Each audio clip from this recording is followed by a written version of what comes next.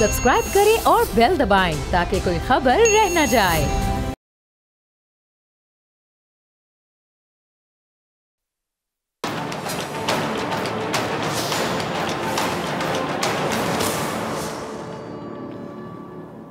अस्सलाम वालेकुम नाज़रीन, मैं हूं डॉक्टर फ़िज़ा अकबर खान और मैं हूं पाकिस्तान और आप देख रहे हैं पाकिस्तान के सबसे बड़े न्यूज़ चैनल का नंबर 1 प्रोग्राम ऐसे नहीं चलेगा। लुकमान हकीम एक स्याह रंग के ग़ुलाम थे और अल्लाह ताला ने उनको हिकमत और दानिश से खूब नवाजा था। अल्लाह ताला ने उनको बहुत ज़्यादा हिकमत दी थी। कहा जाता है कि ये बनी इसराइल में एक शख्स के ग़ुलाम थे जिसने उनको 3.5 दिनार के बदले में ख़रीदा, इसलिए हकीम लुकमान उसकी खिदमत में लगे रहते थे। अच्छा, हकीम लुकमान का मालिक दूसरों से शर्त लगाने का खेल खेलता था, उस पर बाजी लगाया करता था और हकीम के मालिक के घर के दरवाजे के करीब एक नहर बहती थी। एक दिन ये शर्त लगाई गई कि जो शर्त हार जाएगा उसको उस नहर का सारा पानी पीना पड़ेगा या फिर उसका जुर्माना अदा करना पड़ेगा।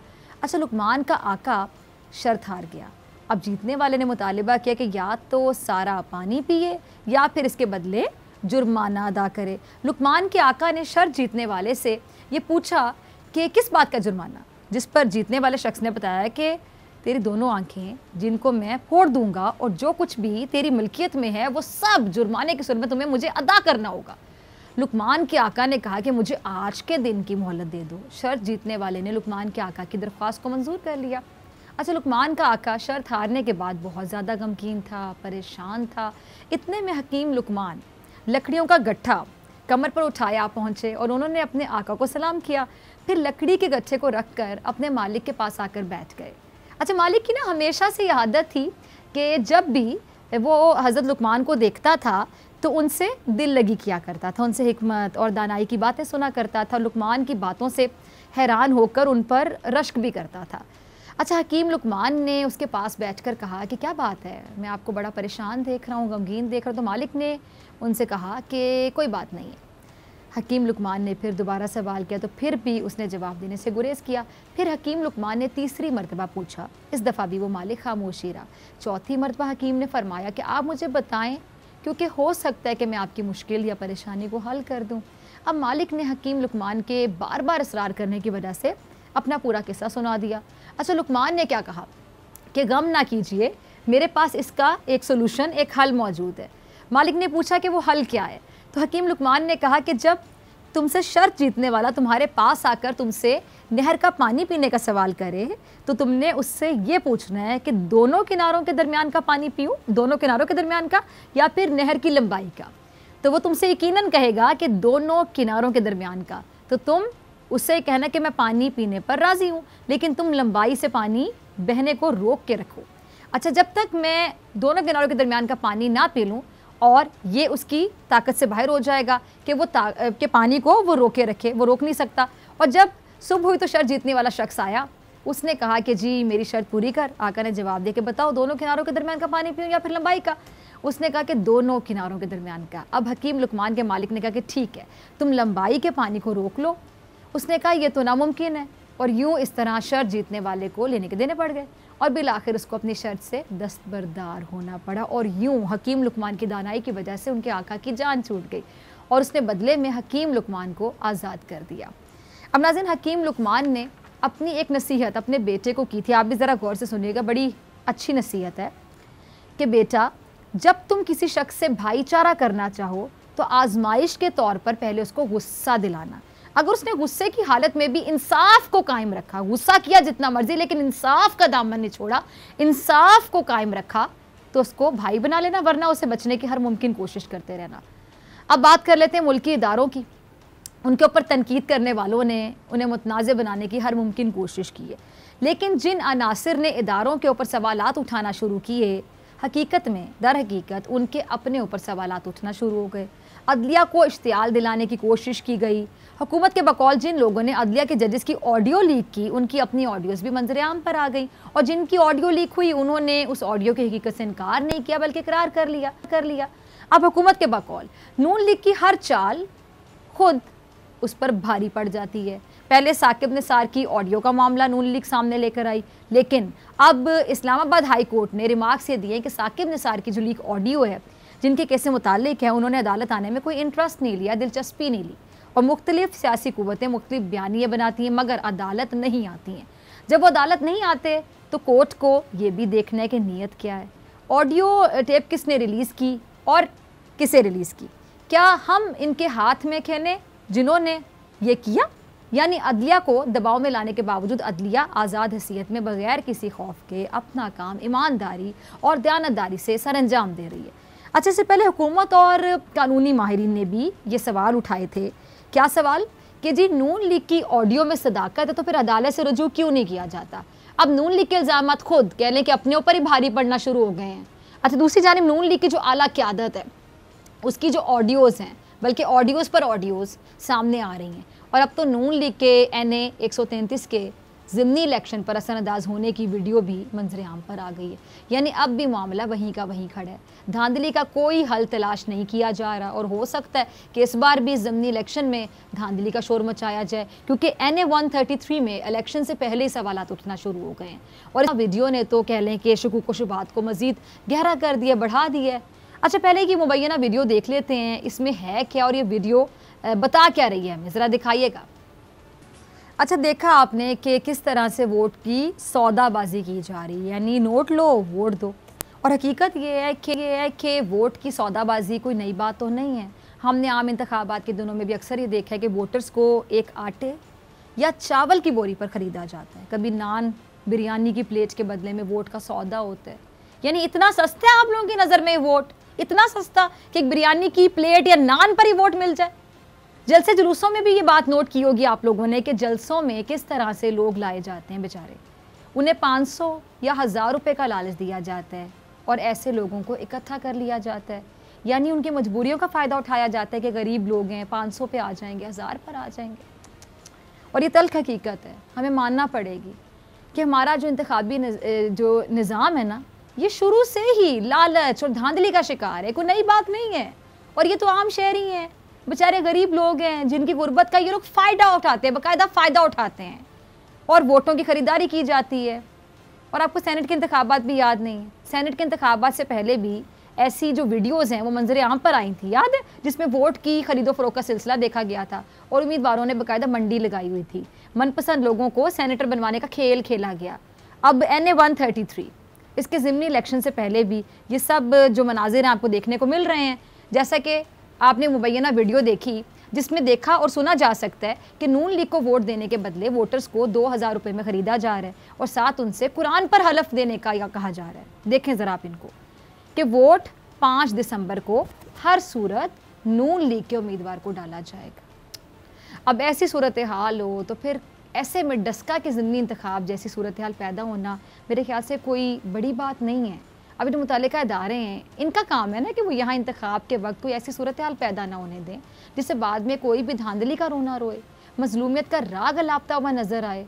लेकिन अच्छी खबर ये कि इलेक्शन कमीशन ने इस मुबैना वीडियो का, इस सारे मामले का नोटिस ले लिया है और ख़बर के मुताबिक इलेक्शन कमीशन ने कौमी असम्बली के हल्का 133 में मुबैना वोटों की जो ख़रीदारी इससे मुतालिक वीडियो का नोटिस लिए। सोशल मीडिया और TV चैनल्स पर घूमने वाली जो वीडियो इसके मामले पर इलेक्शन कमीशन के मुख्तलिफ हुकाम को बाकायदा मरासले भी इरसाल कर दिए गए हैं।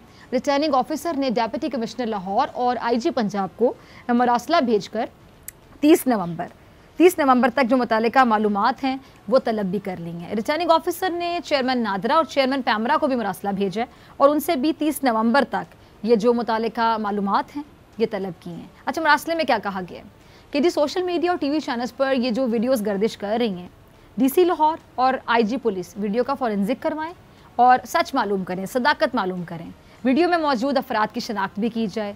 अच्छा, रिटर्निंग ऑफिसर ने मुस्लिम लीग नून की जो उम्मीदवार हैं शाइस्ता परवेज़ मलिक, उनको भी नोटिस जारी किया और 29 नवंबर तक जवाब तलब किया है। अच्छा, इलेक्शन कमीशन ऑफ पाकिस्तान के तर्जुमान की जानिब से एलामिया जो जारी किया गया उसमें क्या कहा गया कि जी इंतखाब में किसी कानून की खिलाफ वर्जी की इजाज़त नहीं दी जाएगी और मुलविस अफराद के ख़िलाफ़ सख्त कार्रवाई भी अमल में लाई जाएगी। अब नून लीग के लिए इस मुबैना वीडियो के मंजर आम पर आने के बाद मुश्किलात में बहुत इजाफा होता हुआ नज़र आ रहा है और अपने भी कह लें कि कमर बांध कर नून लीग पर तनकीद के तीर बरसाना शुरू कर दिए। फ़ारूक हबीब साहब कुछ कह रहे हैं, ज़रा क्लिप चलाइएगा। मुस्लिम लीग नून हमेशा से ना वोट को इज्जत देने की बात करती थी ऐसे, और उसने आवाम को अट्रैक्ट करने के लिए ये सियासी नारा भी लगाया।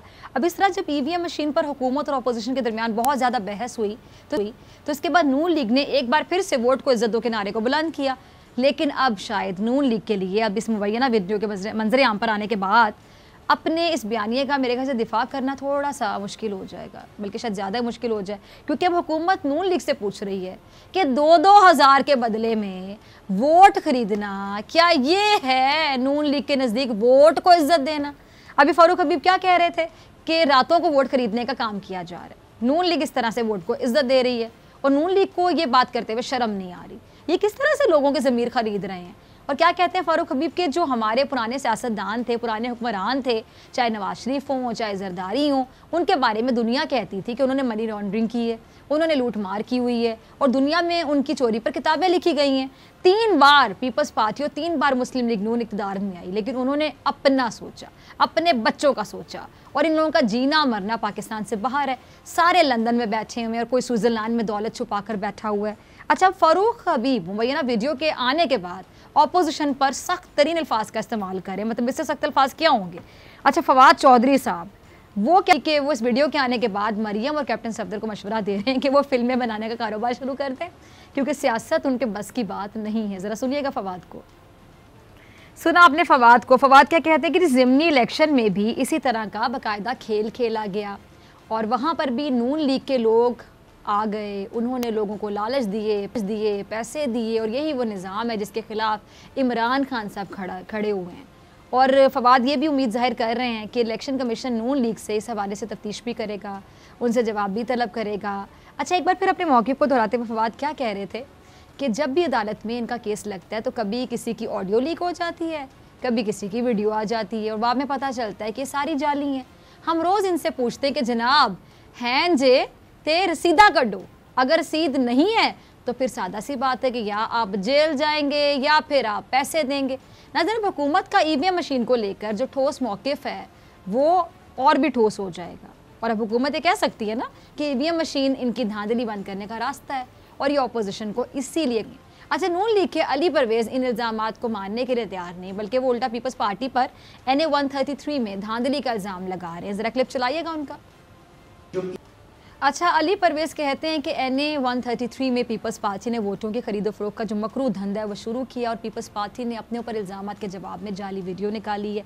इन्होंने नून लीग के खिलाफ एक मुहिम चलाने की कोशिश की जो लाहौर की अवाम रद्द करती है। अली परवेज़ बिलावल को दरख्वास्त करते हुए कहते हैं कि बिलावल को इस चीज़ का नोटिस लेना चाहिए, इस धंधे को फौरी तौर पर बंद करना चाहिए। और अली क्या समझते हैं कि जी इस हल्के और लाहौर की अवाम ये बात अच्छे तरीके से जानती है कि मुशर्रफ के दौर में भी ये हल्का मियाँ नवाज शरीफ के साथ उनके मकसद के लिए साबित कदम था।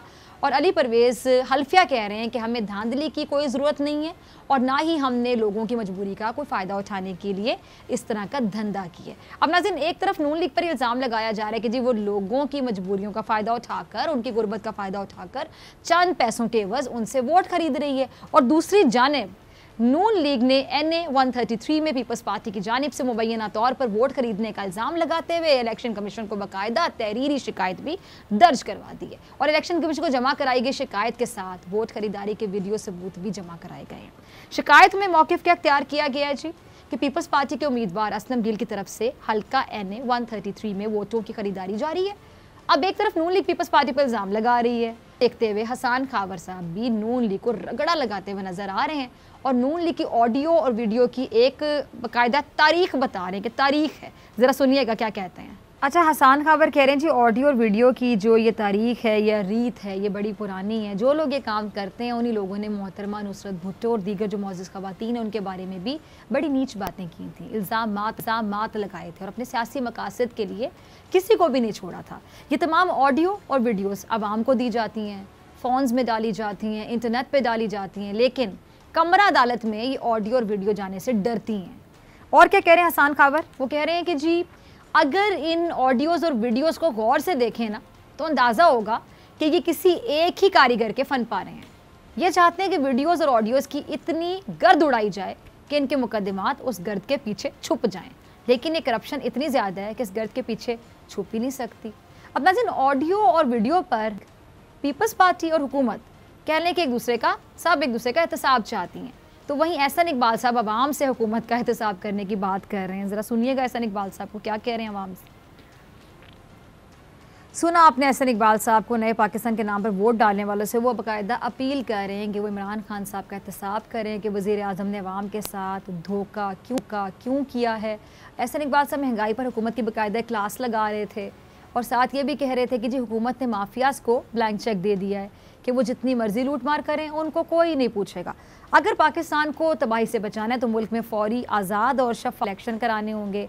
अच्छा, एहसन इकबाल साहब की तरह सिराजुल हक साहब भी कह रहे हैं कि इमरान खान खुद तो एहतसाब नहीं कर सके, लेकिन अब उनका एहतसाब करने की बहुत ज़्यादा ज़रूरत है। ज़रा सुनिएगा क्या कहते हैं सिराजुल हक साहब। अब सुना आपने सिराजुल हक साहब को, वो भी इमरान खान साहब के एहतसाब करने की बात के साथ साथ इंतखाबी निज़ाम जो है उस पर सवाल उठा रहे हैं, और इसलिए सच्ची बात है कि जब सारे लोग इस निज़ाम पर सवाल उठाएं तो उसे बदलना ही पड़ेगा। अपोजिशन साफ शफाफ इंतखाबात अगर चाहती है तो फिर धांधली के रास्ते तो बंद करने होंगे ना, वरना साफ क्या शफाफ क्या। इंतखाबी इस्लाहात के मामले पर हुकूमत के साथ इत्तेफाक करना होगा ताकि इनकी अपनी ख्वाहिश पूरी हो कि शफाफ इंतखाबात हों, बिल्कुल साफ इंतखाबात, वरना ये यूं ही इल्ज़ाम तराशी होती रहेगी। हारने वाला हमेशा इल्ज़ाम तराशी करेगा कि धांधली होगी, तारीखी धांधली होगी, मेरे साथ तो पुरानी ग्रजेस निकाल ली गई, और फिर होगा क्या कि मुल्क का इमेज खराब, जमहूरियत का इमेज खराब हो गया। जमहूरियत, अगर जमहूरियत को बचाना है ना तो सियासी पार्टियों को मेरे ख्याल से अपनी सोच और अपना रवैया सबसे पहले बदलना होगा, अपना ये चलन बदलना होगा, वरना ऐसे तो नहीं चलेगा। मिलते हैं ब्रेक के बाद।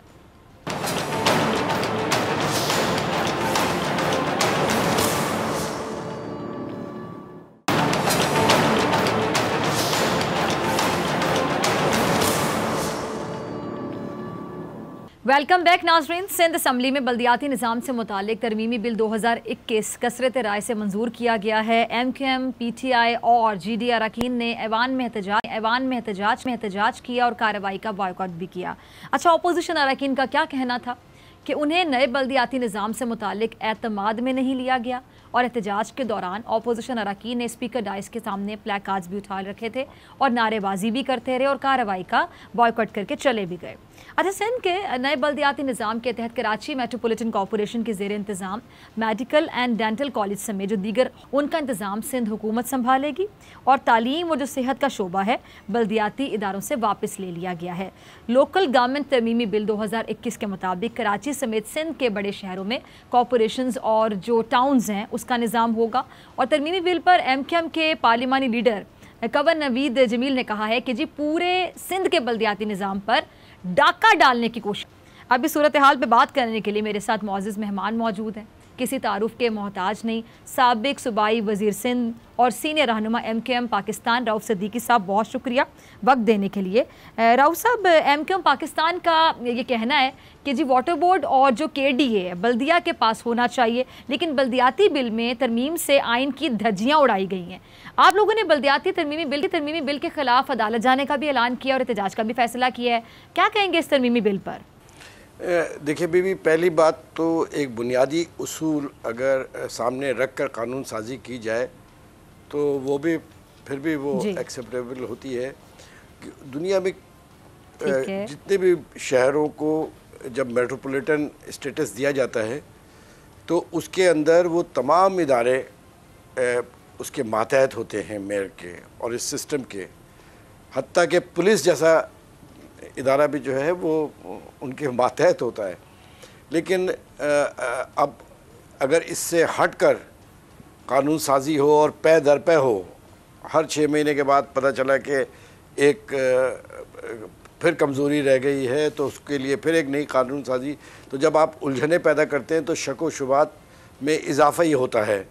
और ख़ास तौर पर सिंध एक ऐसा सूबा है जो पॉलिटिकली भी और एक लसानी बुनियाद पर 1972 से एक इसका शिकार रहा है। कराची, हैदराबाद, नवाबशाह, सक्खर, मीरपुर ख़ास तो यहाँ के जो नुमाइंदे हैं, जो नुमाइंदगी करते हैं यहाँ के आवाम की, वो भी इन तमाम चीज़ों को देखकर अगर तो वो उस शहर के लिए, उस सूबे के लिए कुछ बेहतर हो तो फिर भी समझ में आता है। लेकिन जो सूबाई इदारे मौजूद हैं वो ख़ुद कोलैप्स हो चुके हैं।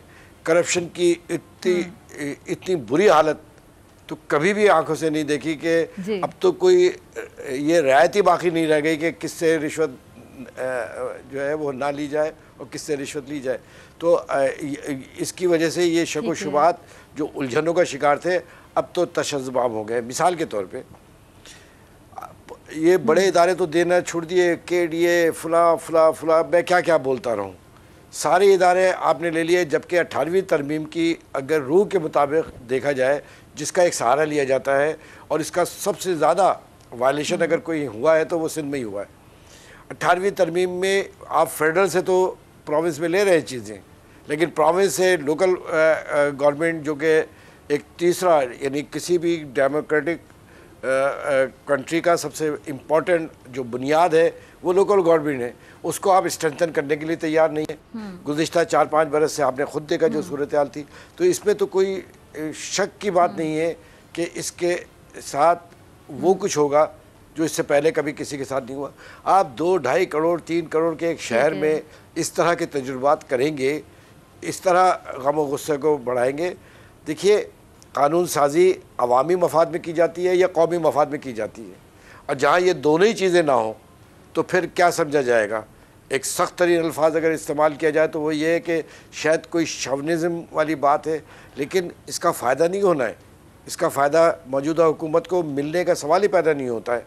इस वक्त मौजूदा हुकूमत में आप किसी भी अंदरून सिंध के किसी भी गांव में, शहर में आप चले जाइए, कराची को तो छोड़िए, वहाँ पे लोग क्या कह रहे हैं। आप डिलीवरी नहीं कर पा रहे हैं और इतना बड़ा सूबा जो है वो एक कैबिनेट के हवाले है जिसकी नुमाइंदगी भी नहीं है। आपने तो यहाँ की नुमाइंदगी को भी बुलडोज कर दिया कि तो अब अक्सरियत की बुनियाद के ऊपर कभी भी फैसले एक अच्छी हुकूमत जो आवाम से मोहब्बत करती हो, आवाम के लिए हो, वो कभी भी ये नहीं देखती कि एक बिल जो अवामी मफाद में है इसको अपोजिशन ने पेश किया है या सरकारी बेंचों ने पेश किया है। ठीक है, जब ये सारी चीज़ें नहीं होंगी। अच्छा, जो वज़ीर बल्दियात नासिर हुसैन जी ठीक है, आप अपनी बात मुकम्मल कर लें। जी तो मैं ये कह रहा था कि इस तरह तो हुकूमतें नहीं बल्कि ख़ानदान भी नहीं चलते जिस तरह ये इस वक्त सूबाई हुकूमत चला रही है। और मैं तो आगे बढ़ के एक और बात कहूँगा कि वफाकी हुकूमत भी ऐसे नहीं चला रही है जिस तरीके से चलाना चाहिए था। इन बुनियादों से और इसको बुनियाद बनाकर बिल्डोज करके चीज़ें की जाएंगी तो इसका मतलब है कि कहीं ना कहीं कुछ कमज़ोरी तो है ना, चाहे वफाक हो चाहे वो प्रोविंस हो। लेकिन प्रोविंस तो खैर बहुत ज़्यादा इतना फ्रस्ट्रेशन बढ़ चुका है। मिसाल के तौर पे आप अंदाज़ा लगाइए कि आप सरकारी नौकरियों के लिए आप सक्खर में टेस्ट ले रहे हैं, उसमें बच्चे किस तरह जाएंगे वहाँ टेस्ट देने के लिए और बच्चियाँ किस तरीके से जाएंगी। यहाँ से जाए सक्खर में और सक्खर में जाके आप टेस्ट करें और फिर 3 साल तक उसी बुनियाद पर आप नौकरियाँ करते रहे।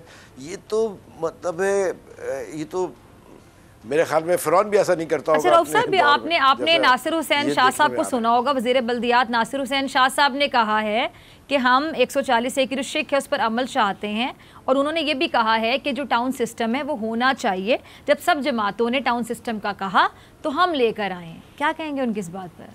नहीं, अब नासिर शाह साहब तो ख़ुद सूबाई वज़ीर है ना, वो क्या बताएंगे कि वो ये कहेंगे कि हमने सब कुछ गलत किया है।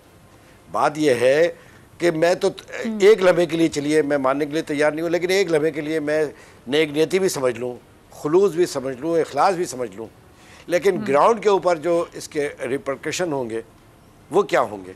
अच्छा नहीं वो तो जारी बात नहीं कहेंगे हमने गलत किए, मैं आपकी बात से एग्री करती हूँ, लेकिन रऊफ साहब ये कह रहे हैं जब सब जमातों ने टाउन सिस्टम का कहा तो हम लेकर आए, तो वो कह रहे हैं तो आपके सामने है कि जो यहाँ की नुमाइंदा जमात है सिंध के शहरी इलाकों की, कराची, हैदराबाद, नवाबशाह, सक्खर, ये मुत्तफ़िक़ा तौर पे यहाँ की नुमाइंदा जमात है। ये अलग बात है कि 2018 के इलेक्शन में जो है वो सदक़े के तौर पे हमारी सीटें बांटी गई हैं और हमें जानबूझकर हरा कर लोगों को अकोमोडेट किया गया है। क़तई नज़र इस बात के जेन्युइन नुमाइंदगी तो MKM की है ना यहाँ पे, उसकी लीडरशिप है, और ये इतने 22 किस्म के लोग नहीं हैं MKM के वो एक अच्छी बात को अपोज ही करते रहें। अच्छी बात, कितने कानून साजियाँ हुई हैं 2018 से लेकर अब तक, MKM ने इसको सपोर्ट किया है। हर अच्छी बात को MKM सपोर्ट करती है, लेकिन ये जो मैंने शुरू में बात की थी कि अगर आप उलझने पैदा करेंगे तो शक व शुबहात बढ़ेंगे, और शक व शुबहात और उसके जो साइड इफ़ेक्ट्स हैं, ये कानून ये बैकफायर करेगा। आपको शायद अंदाज़ा नहीं है गुज़िश्ता 10-12 बरस में ये बल्दियाती मामलात के ऊपर कितनी दफ़ा कानून साजी हुई है। 4-4 दिन में मंजूर भी हुई और 4 दिन के बाद फिर एक नया कानून भी आया। तो इस तरह नहीं करें, इस तरह नहीं करें। ये अमन और मोहब्बत की सरजमीन है, इसमें मोहब्बत बांटें। ये हुकूमत के लिए भी बहुत लम्हे फिक्री है। हुकूमतें इस तरह नहीं चलती कि आप एक बुलडोज करते जाएं और 3-4 करोड़ की आबादी को आप इस तरीके से दीवार से लगा दें, चाहे वो वफाक हो चाहे वो सूबाइयों में, दोनों के लिए। ठीक है। अच्छा रऊफ साहब, बल्दियाती इलेक्शन की मैं बात करना चाहूँगी। सिंध हाई कोर्ट ने सूबे में बल्दियाती इलेक्शन करवाने से मुताल्लिक केस के दौरान ये कहा था कि सूबाई हुकूमत के रवैया जो है ना, उससे ये लगता है कि जो बल्दियाती इलेक्शन है वो करवाने में संजीदा नहीं है। तो आपको क्या लगता है कि पीपल्स पार्टी क्यों देर कर रही है बल्दियाती इलेक्शन करवाने में? देखिए, पहली बात ये है कि कोई संजीदा हो ना हो, कोर्ट्स को तो मालूम होना चाहिए ना कि कोई संजीदा हो या ना हो। हुकूमत के तो अदालत के तो फैसले होते हैं और उस पर वो इम्प्लीमेंट कराते हैं। उनके पास तमाम ऑर्गन्स मौजूद है जिसके ऊपर वो इम्प्लीमेंट करा सकते हैं। और अच्छा, हुकूमतें जब इंतखाबात से भागती हैं क्यों हैं, डरती क्यों हैं? उसकी वजह यह है कि उनको पता होता है कि जब वो ग्राउंड पे आवाम के पास जाएंगे तो आवाम उनसे कारकर्दगी का पूछेंगे। अच्छा, यहाँ तो मामला कारकर्दगी का भी नहीं रहा, यहाँ तो मामला ज़िंदगी और मौत का हो गया है। लोग फाकों से का शिकार हुए हैं, सफ़ेद पोश ज़कात लेते हुए घूम रहे हैं। किसी भी इदारे में कोई अपना काम लेके चला जाए तो वो सिवाय उसको इज़्ज़त नफ्स और उसको धुतकारने के तो और कुछ भी नहीं है। ये वो बातें नहीं है जो मैं सुनी सुनाई बातें कर रहा हूँ। ये तो मैं आपको वो बात बता रहा हूँ, और मैं किसी के भी किस्से नहीं सुनाता। जो कुछ मैं अपनी आंखों से देखता हूँ वो मैं कहता हूँ। तो यहाँ तो ये सूरत हाल है। अदालतों में क्या हो रहा है ये भी आपको मालूम है। मैं समझता हूँ कि फ़ैसला कुन किरदार अदालत ही कर सकती है। Sindh high court, supreme court ये आगे बढ़े और इसके ऊपर अमल दरामद कराए।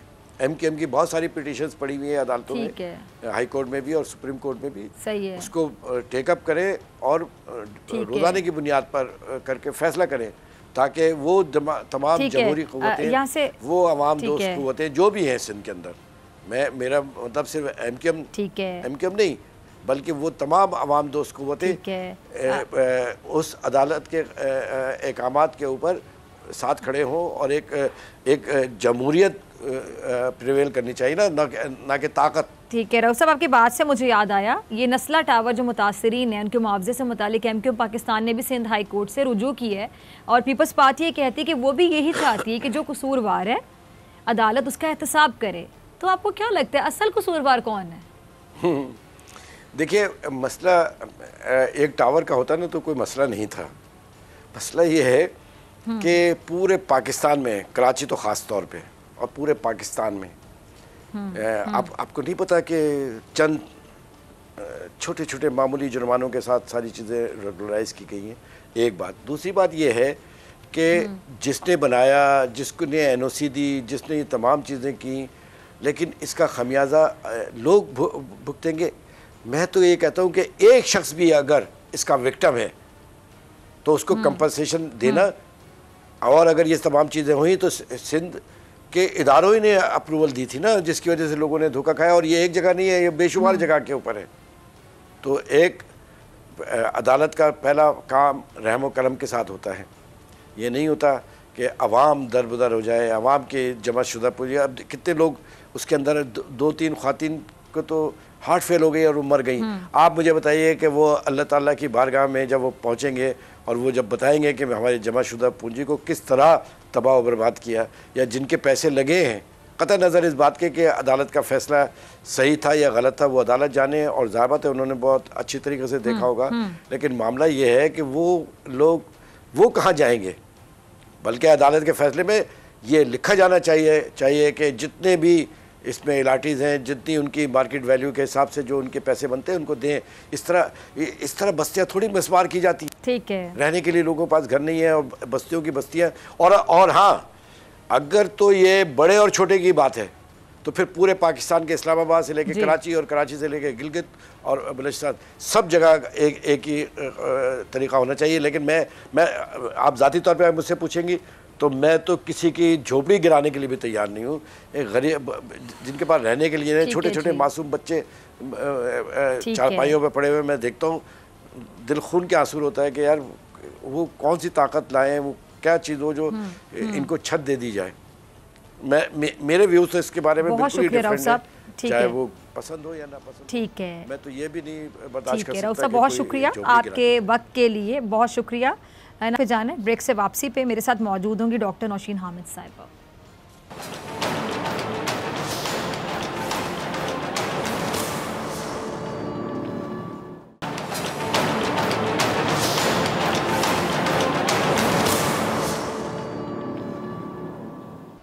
वेलकम बैक नाजरीन। कोरोना की नई किस्म ओमिक्रॉन ने दुनिया में पंजे गाड़ना शुरू कर दिए। डेल्टा वेरिएंट से दुगनी रफ्तार से फैलने वाले इस वायरस ने कई ममालिक को खौफजदा भी कर दी है। जनूबी अफ्रीका से सर उठाने वाला ये वायरस है बरतानिया, जर्मनी, बेल्जियम, इटली और चेक रिपब्लिक के बाद ऑस्ट्रेलिया भी पहुँच गया है।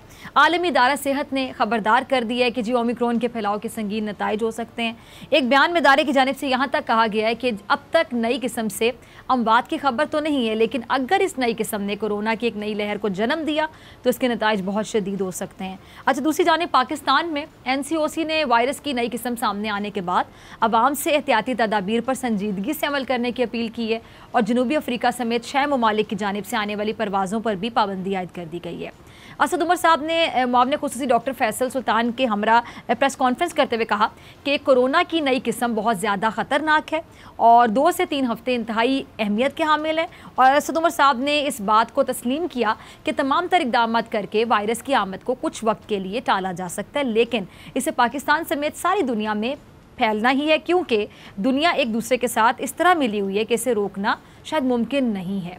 अच्छा, डॉक्टर फैसल सुल्तान साहब ने कहा है कि गुज़श्ता चंद रोज़ से मुख्तलिफ ममालिक से वायरस के दोबारा फैलाव की जो इतलात हैं वो मौसूल हो रही हैं और इतलात के मुताबिक होने वाले ज़्यादातर अफराद ने अभी तक वैक्सीन नहीं लगवाई है। इस सारी सूरत हाल पर बात करने के लिए मेरे साथ मौजूद मेहमान मौजूद हैं पार्लिमानी सेक्रेटरी बराए सेहत डॉक्टर नौशीन हामिद साहिबा। डॉक्टर साहब बहुत शुक्रिया वक्त देने के लिए। डॉक्टर साहब, आलमी इदारे की जानिब से इस बात की तस्दीक की गई है कि वायरस की जो नई किस्म है उसमें गैर मामूली हद तक जो जीनियाती तब्दीलियाँ वो देखी गई हैं, लेकिन साथ ही साथ ये भी कहा जा रहा है कि अभी तक इसके असरात जो हैं वो बड़े गैर वाज़ेह हैं और आने वाले हफ्तों में मज़ीद जो डाटा उसकी मदद ली जाएगी।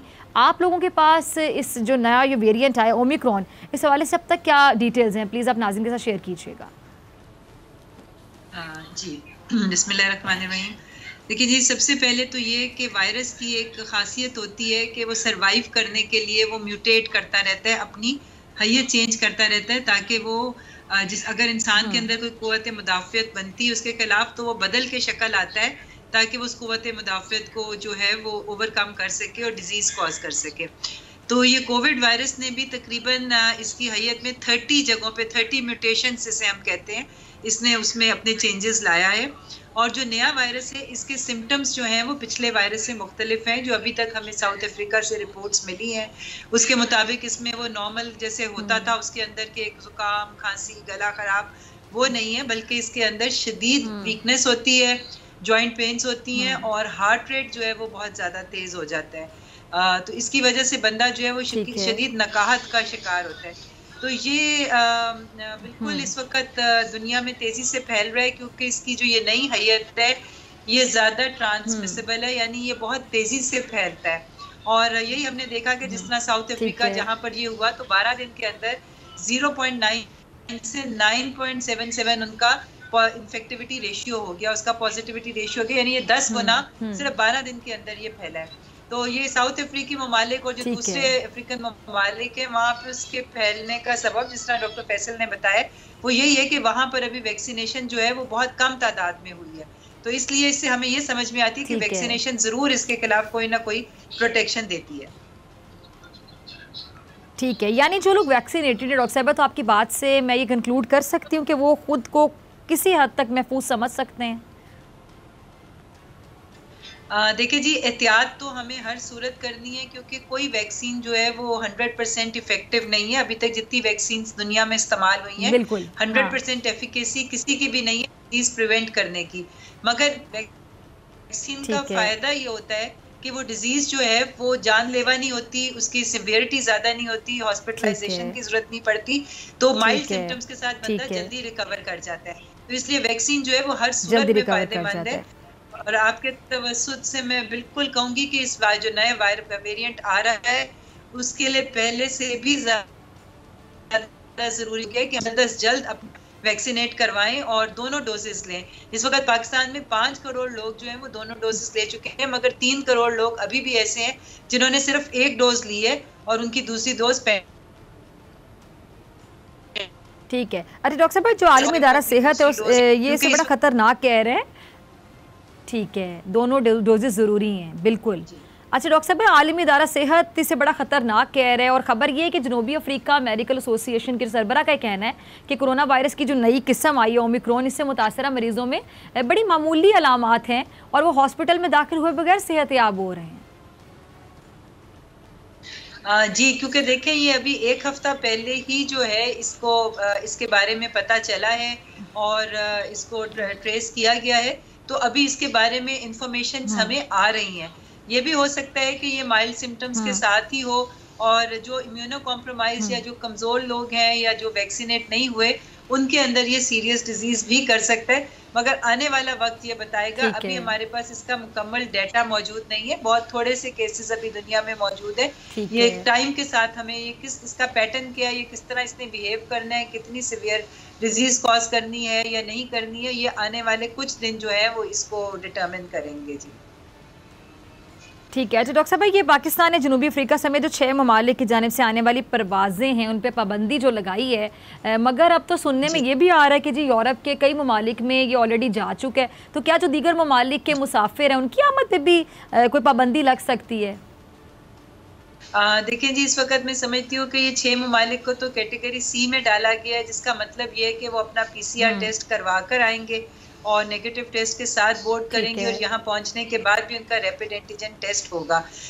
मगर जो बाकी ममालिक हैं, चूँकि ये सिचुएशन 2-4 दिनों के अंदर ही इवॉल्व की है, इसलिए इस वक्त NCOC जो है वो अपनी सारी पॉलिसीज़ को रिवाइज कर रही है और मुस्तकबिल के बारे में देख के कि क्या क्या चीज़ें हो सकती हैं उसकी रोशनी के अंदर वो नई पॉलिसीज़ वज़ा कर रही है, जो कि मैं समझती हूँ 2-4 दिनों में सामने आ जाएंगी। मगर इस वक्त फोकस सारा जो है वो डेफिनेटली हमारा वैक्सीनेशन के ऊपर ही है। ठीक है जी। अच्छा, मैं आखिर में आपसे ये भी जानना चाहूँगी, जो वैक्सीन बनाने वाली कंपनी है ये भी ओमिक्रॉन के लिए बड़ी फ़ाल हो गई हैं, जैसे कि फाइज़र का ये कहना है कि जो ओमिक्रॉन वेरिएंट के ख़िलाफ़ उनकी जो वैक्सीन है उसकी जो मौसरियत है वो 2 हफ्तों में इसका पता चल जाएगा कि आया कि उसके लिए भी मौसर है कि नहीं है। तो आपको उम्मीद है कि इस बार भी दुनिया इस नई किस्म का जो ये वेरियंट आ गया है इसके लिए भी वैक्सीन बना लेगी, या फिर जो ऑलरेडी हमें वैक्सीन लगी हुई है वो इसके लिए भी इस केस में भी इफेक्टिव हो सकती है? जी देखिए, अभी तक तो कोई ऐसा एविडेंस हमारे पास नहीं आया कि जिनको ये वैक्सीन लगी है उनके अंदर ये जो नया कोई फेटल डिजीज या कोई सीरियस डिजीज कॉज कर रहा है। ठीक है जी, बहुत शुक्रिया डॉक्टर साहबा आपके वक्त के लिए। और इसी के साथ डॉक्टर फ़िज़ा अकबर खान इजाज़त, आपसे मुलाकात होगी इंशाल्लाह कल सेम टाइम सेम चैनल की। ज़िंदगी ने वफ़ा की दुआओं में याद रखिएगा, अपना बहुत ख्याल रखिएगा। अल्लाह निगहबान।